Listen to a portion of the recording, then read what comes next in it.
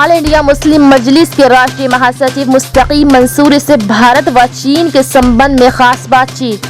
मंसूरी साहब, कुछ दिन पहले जब पाकिस्तान बालाकोट कांड हुआ था, उस वक्त सरकार ने ये कहा था कि हम एक के बदले 10 सर लाएंगे। सरकार ने यह हमें आश्वासन दिया था, लेकिन आज सरकार एक के बदले आधा सर लाने का आश्वासन नहीं दे पा रही है। इस पे आप क्या कहेंगे? देखिए, आज हमारे प्रधानमंत्री मजबूर हैं अपने दोस्त अंबानी की वजह से, क्योंकि सरकार अगर कोई सख्त एक्शन लेती है तो अंबानी का अरबों खरबों रुपए का नुकसान हो जाएगा। इस वजह से सरकार असहाय की स्थिति में है, मजबूर है। चाइना से जो तनाज़ा हमारा चल रहा है देश का, इसको से आप अच्छी तरीके से वाकिफ़ हैं। 2 दिन पहले अभी विपक्ष के साथ मीटिंग में हमारे देश के प्रधानमंत्री ने दावा किया है कि चाइना ने ना 1 इंच जगह हमारी दबाई है, ना ही हम उनके यहाँ गए हैं। इसमें आप क्या कहना चाहेंगे? देखिए, हमारे माननीय प्रधानमंत्री नरेंद्र मोदी जी ने 19 तारीख को जो विपक्ष के साथ मीटिंग करी थी, और उसमें उनका ये कहना कि चीन ना हमारे यहाँ आया है, ना चीन ने हमारी किसी जगह पर कब्ज़ा किया है, ना किसी हमारी चौकी पर कब्ज़ा किया है, इस तरह की बात करके प्रधानमंत्री देश के 135 करोड़ लोगों को गुमराह कर रहे हैं। जबकि वास्तविकता ये है कि भारतीय जनता पार्टी के 2 सांसद इस चीज़ को कह रहे हैं कि चीन ने हमारी जगह पे कब्जा किया है। पहले सांसद जो अरुणाचल प्रदेश से हैं, तामिर गाओ,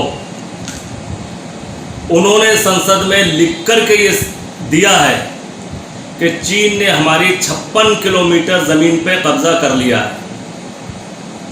उस पे प्रधानमंत्री का कोई औपचारिक बयान न देना, विदेश मंत्री का कोई बयान ना देना, रक्षा मंत्री का कोई बयान ना देना,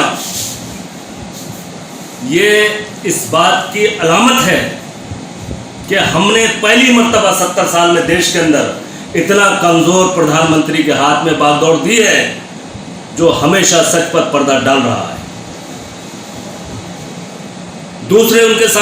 दूसरे सांसद जो भारतीय जनता पार्टी से सुब्रमण्यम स्वामी हैं, बड़े कद्दावर सांसद हैं। आज उनका बयान है कि चीन ने 2017 में जो डोकलाम समझौता हुआ था, उस समझौते के तहत डोकलाम की जो जगह खाली करी थी, चीन ने पुनः उस पर कब्जा कर लिया है। क्या भारतीय जनता पार्टी के सांसदों को, प्रधानमंत्री को, गृह मंत्री को, विदेश मंत्री को, रक्षा मंत्री को ये नज़र नहीं आ रहा है कि उनके सांसद बता रहे हैं कि डोकलाम पर फिर कब्जा हो गया है, और प्रधानमंत्री इस तरीके की बातें करके देश को गुमराह कर रहे हैं? अफसोस की बात है, पहली बार हमने इतना कमजोर प्रधानमंत्री देखा है, जिसके सामने नेपाल जैसा देश आके दिखा रहा है। प्रधानमंत्री ने कश्मीर में धारा 370 के तहत 3 टुकड़े करके आज लद्दाख को खतरे में डाल दिया है। चीन की निगाह लद्दाख पर है, नेपाल की निगाह उत्तराखंड पर है। क्या प्रधानमंत्री को नहीं दिख रहा है? रक्षा मंत्री को नहीं दिख रहा है? उसके बाद वो कौन सी ऐसी कमी है, वो कौन सी ऐसी कमजोरी है जो हमारे प्रधानमंत्री खामोश है और हर बात पर पर्दा डाल रहे हैं? पूरा देश इस चीज़ की मांग करता है कि चीन के खिलाफ सर्जिकल स्ट्राइक होना चाहिए।